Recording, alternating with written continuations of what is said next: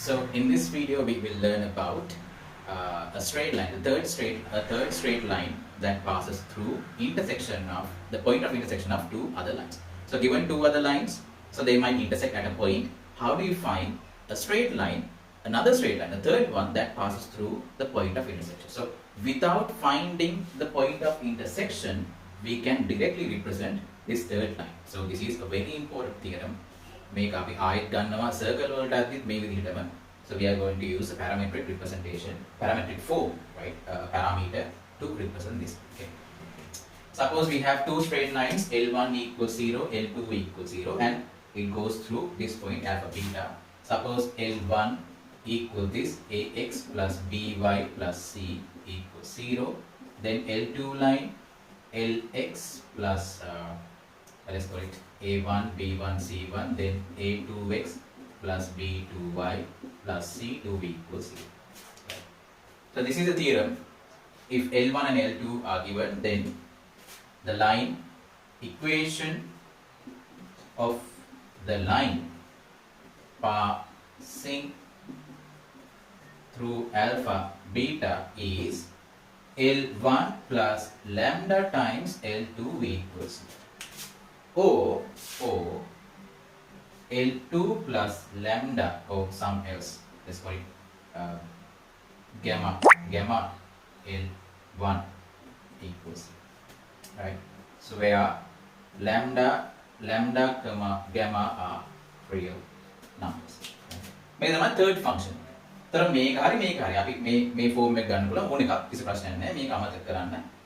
all you do is L1 this function plus lambda times this equation, right? This equation plus lambda times this equation equal to 0. That would give you the equation of the third line that goes through alpha beta. Any line so can be represented as L1 plus lambda times L2 equals 0. We have to prove this. So they might ask you to prove this theorem in the exam. So make prove two things must be satisfied. This one should represent a straight line. Right? So make a third straight line. What we are saying, what we are claiming is that this is the equation of the third straight line that passes through alpha and beta, point of intersection. Me equation this should represent equation of a straight line. That is the first thing. And the second thing is that equation or this line must pass through alpha beta. Proof. Let's get into proof now. Right. So L1 plus lambda L2 equals 0.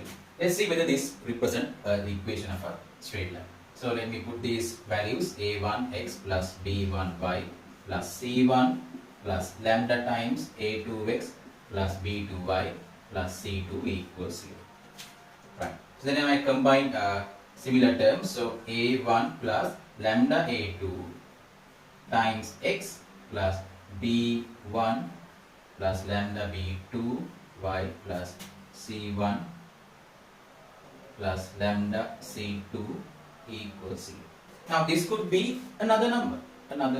So you could write a3x plus b3y plus c3 equals 0. So this represent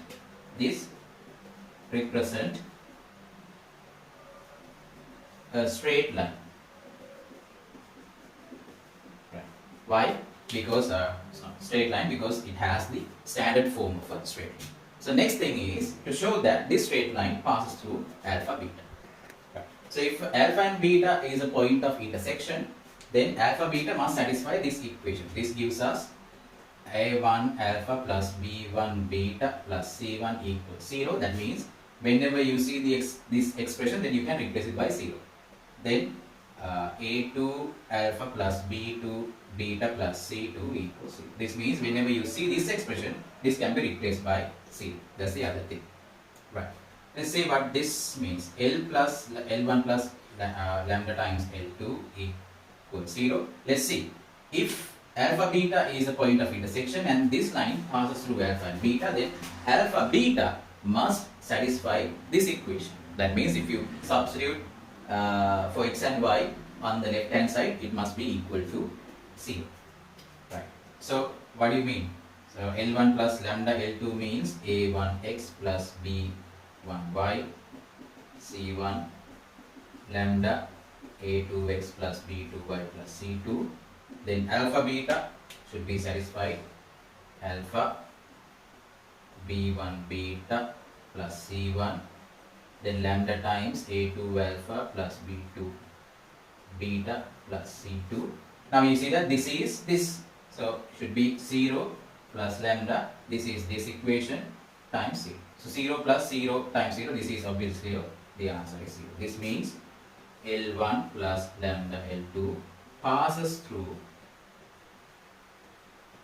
alpha beta over the point of intersection. So we have shown that this representation is enough to show the equation of the third line that passes through the point of intersection of these two lines.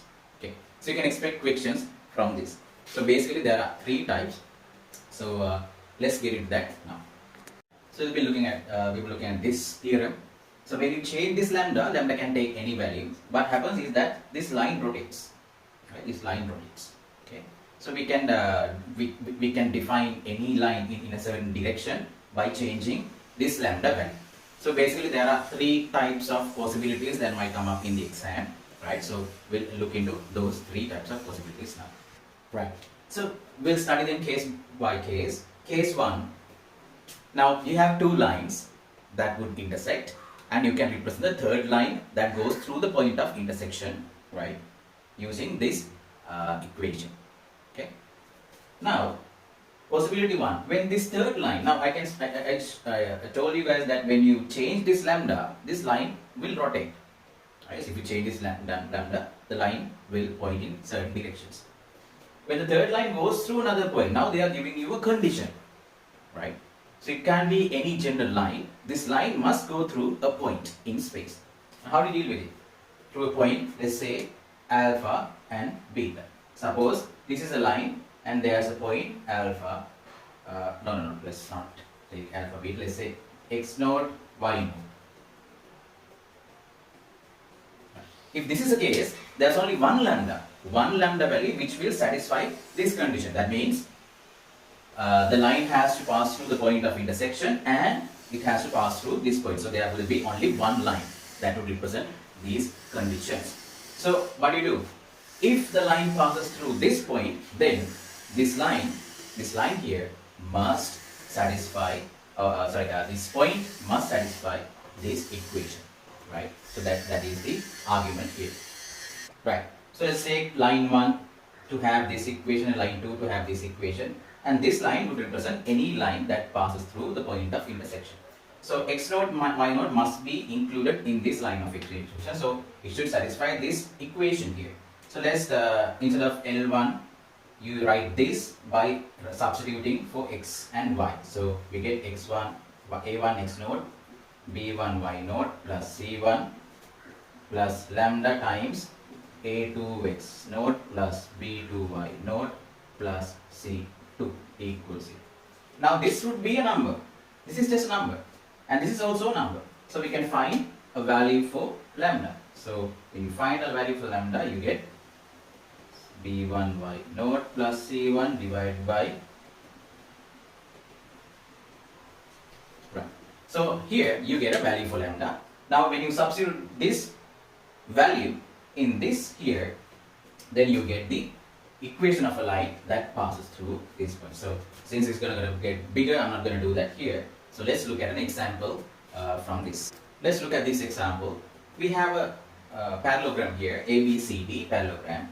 They ask you to find the equation of the line that goes through AC. Now look at this, AC. So let me draw that line. This is actually the diagonal of the parallelogram here.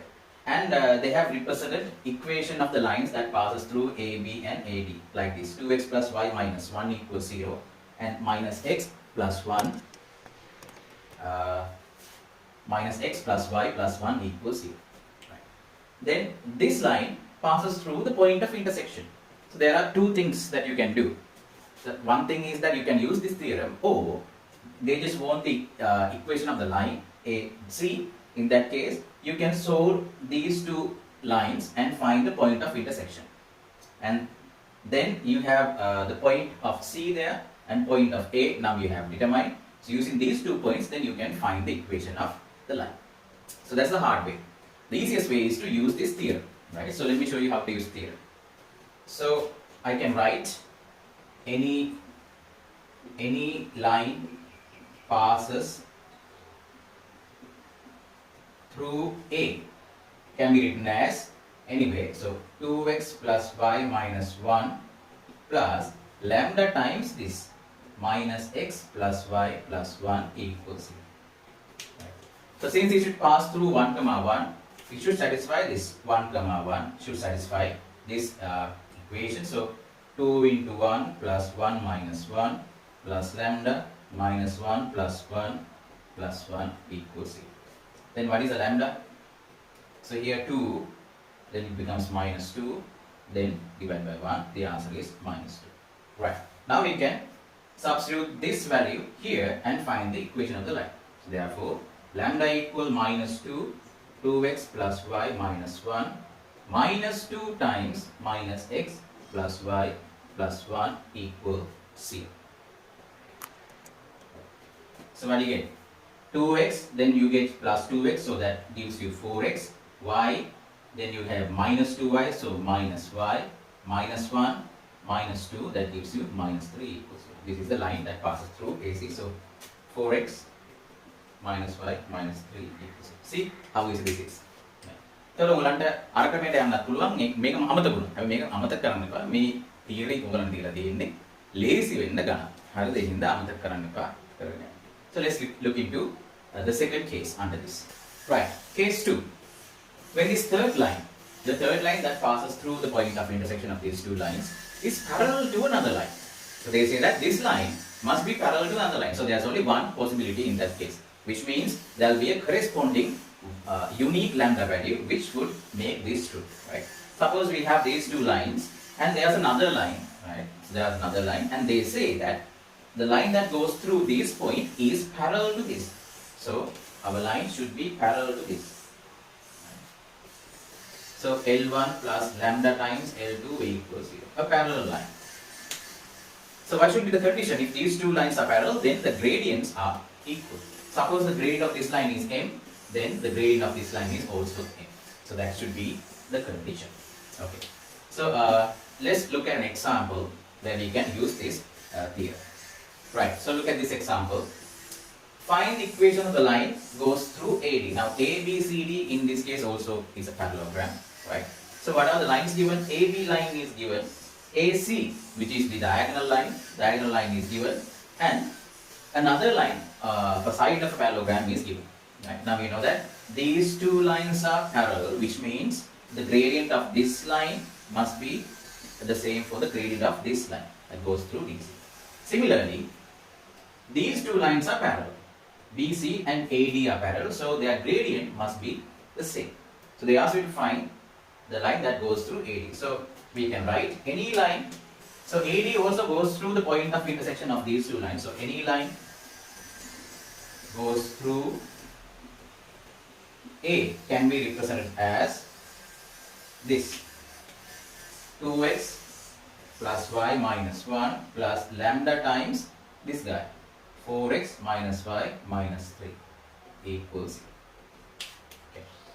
So now the other thing is that now in this case it's better that we simplify this equation. Let's simplify this one, and we get 2 plus 4 lambda x, then 1 minus lambda y, then minus 1 minus 3 lambda equals 0. So let's find the gradient. Now you can see that the gradient of this AD must be equal to the gradient of BC. That is the argument. So let's find the gradient. So the gradient, let's say m is equal to minus this value 2 plus 4 lambda divided by this value 1 minus lambda. Okay. Since BC is parallel to AD, so gradient AD, so let me call it MAD, must be equal to the gradient of this line. So what is the gradient of this line? you put minus, then the coefficient of x is 1, the coefficient of y is 1. So the answer is minus 1. That should be the gradient. So these two values must be equal to each other.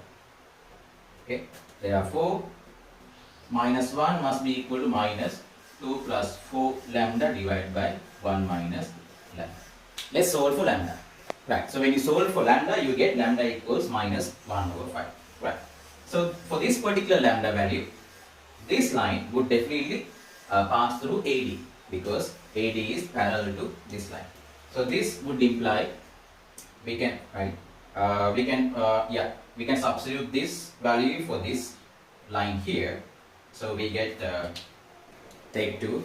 Right, so when we substitute minus 1 over 5 for lambda in this equation, we get 6x over 5 plus 6y over 5 minus 2 divided by 5. Right, so when I can get rid of this 5, then write 6x plus 6y minus 2 equals 0. So notice here that they have the same coefficient, and here also they have the same coefficient. If you want, you can divide this whole thing by 6, but by convention we just like to leave the line of equation of a line with integer coefficients. If there is, then this is fine, this is enough. So 6x plus 6y minus 2 equals 0. That should be the equation of the line. Case 3, when the third line is perpendicular to another line. So we have line 1, line 2, they intersect at a point, and we can represent any line that goes to the point as L1 plus lambda L2 or L2 plus lambda L1. It's up to you. Then this third line must satisfy another condition, that is, it should be perpendicular to another line. Suppose this is the other line, right? So if that line that passes through this point is perpendicular to this one, then it should be perpendicular, right? So it should look like this case, right? A perpendicular line. Right. So this line you can write L1 plus lambda L2 equals 0. Right. So similar to the previous case, due to the same thing, then you get a equation of the line in terms of the lambda, right? So simplify it, and you know that since this line must be perpendicular to this line here, get the gradient of this line. Use the gradient of this line and obtain the gradient of this line. So you know how to deal with these types of equations, because you learn that when two lines are perpendicular to each other, there is a relationship between their corresponding gradients. Okay, so now let's look at an example. Look at this problem now. You have ABCD. Now in this case, ABCD is a rhombus. Say ABCD is a rhombus. Right. So rhombus has different features, right, than to a parallelogram. Now they have given these equations, equation of line AB, equation of line BC, and they ask you to find equation of line BD, equation of line BD. Now equation of the line BD, how do you find it? Use this theorem, because that line passes through B, which is the point of intersection of these two lines, right? So any line that passes through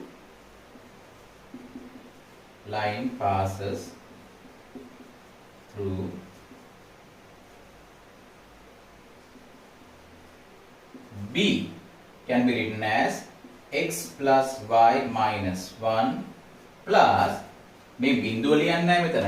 බිඳුව ලියන්නේ නැහැ. ඊටු ටික විතරයි. lambda times 4x minus 2x plus y plus 4 equals 0. Now simplify. Then we get 1 minus 2 lambda x, then 1 plus lambda y, and we get minus 1 plus 4 lambda equals 0. This is the equation of the line that passes through B. It doesn't say anything else. Right? They say that they ask you to find the line that passes through B and D. Now, when it comes to rhombus, you know that the diagonals are perpendicular, right? So, AC is perpendicular to BD. Now, we know the line, equation of the line AC. So, using this, we can find the gradient of the line that goes through B and C. So, this is the argument here. Right. So, since anyway, let's find the gradient here. Let's find the gradient. So gradient M should be minus 1 minus 2 lambda divided by 1 plus lambda. This should be gradient. Since BD is perpendicular to AC, BD MBD must be minus 1 times. You know that this relationship M1, M2 equal minus 1. So if you know when you have two perpendicular lines, if you know one gradient, you can determine the other gradient by using this relationship. So it should be minus 1 divided by the known gradient. MAC. Divided by MAC. Right. So what should be MBD? Minus 1 divided by MAC. AC should be minus 4 divided by minus 2. Minus 4 divided by minus 2. So it should be minus half, right? Minus half should be the gradient. Right. So this value must be equal to the required gradient. Therefore, minus half must be equal to, so this implies this value, minus 1 minus 2 lambda divided by 1 plus lambda. Let's find a value for lambda from this. Right. So lambda is 1 over 5. So once you obtain the answer, you can check back. Put lambda equals 1 over 5 here and see whether you get minus half as the answer. That's how you make sure your value is correct. So based on this lambda, we can write down the required line of right. So this is the line we get when you substitute for lambda, and finally you can get rid of this 5 in the denominator, and this should be the equation of the line that passes through B and C. So let's draw a line here. This is perpendicular. Then the line here should be 3x plus 6y minus 1 equals 0. See how easy this is. This is my favorite theorem from straight line actually. Yeah. So make sure to adjust this. Otherwise, you know, it would look like a plus sign here. Right, so this is the end of this theorem, right, in this video, and in the next video we will see how to find the position of 2 points relative to a line. So please check that on as well.